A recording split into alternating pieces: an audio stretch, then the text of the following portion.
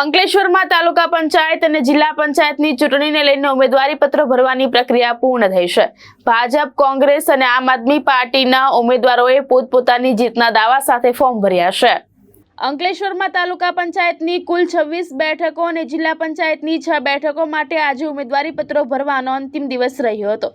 તાલુકા પંચાયત કચેરી ખાતે ઉમેદવારો અને તેમના સમર્થકોમાં ભારે ઉત્સાહ જોવા મળ્યો હતો। ભાજપ, કોંગ્રેસ અને આમ આદમી પાર્ટી તેમજ અપક્ષ ઉમેદવારોએ મોટી સંખ્યામાં આવી ઉમેદવારી નોંધાવી હતી અને જીત અંગે આત્મવિશ્વાસ પણ વ્યક્ત કર્યો હતો।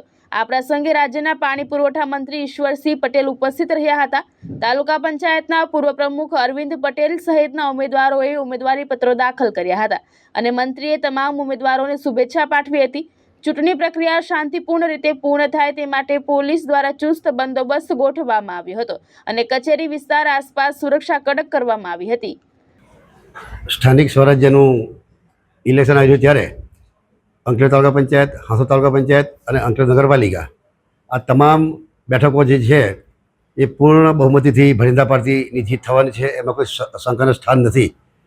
ભૂતકાળમાં પણ અંકલેશ્વર નગરપાલિકા હોય, અંકલેશ્વર તાલુકા પંચાયત હોય, હાંસોદ તાલુકા પંચાયત હોય કે જિલ્લા પંચાયતની 8 સીટ હોય, તમામ સીટો ભરિંદા પાર્ટીની પાસે હતી અને આ ઇલેક્શનની અંદર પણ જે પ્રકારે ભરિંદા પાર્ટીના શાસનની અંદર આદરણીય વડાપ્રધાન શ્રી મોદી સાહેબના સાનિધ્યની અંદર જે પ્રકારે આખા દેશની અંદર એમાં પણ ખાસ કરીને ગુજરાતની અંદર પણ જે કામ થઈ રહ્યા છે એમાં રાજ્યના મુખ્યમંત્રી આદરણીય શ્રી ભૂપેન્દ્ર પટેલ સાહેબ અને રાજ્યના ડેપ્યુટી મુખ્યમંત્રી એવા હર્ષભાઈ સંઘવીજીના સાનિધ્યની અંદર આ ગુજરાતની અંદર જે અમારા પ્રદેશ ભરિંદા પાર્ટીના પ્રમુખશ્રી એવા જગદીશભાઈ વિશ્વકર્માજીના સાનિધ્યની અંદર સમગ્ર ભરૂચ જિલ્લામાં તો ખરું જ પરંતુ સમગ્ર ગુજરાતની અંદર ફરીથી ભરિંદા પાર્ટીનો ઝંડો લહેરાવવાનો છે અને તમામ લોકો જે ભૂતકાળની જે કામો થયા છે એ કામોથી પણ સૌ વાકેફ જ છે।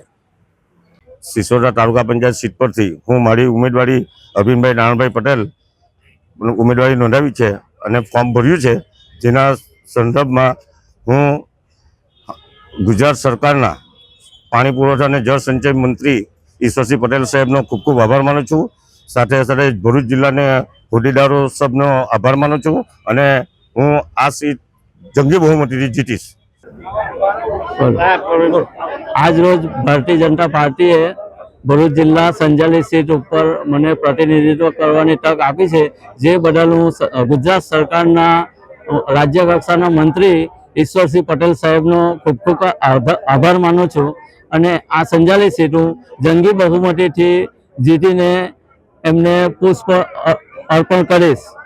ધર્મેશ રાણા, દ્રષ્ટિકોણ ન્યૂઝ, અંકલેશ્વર।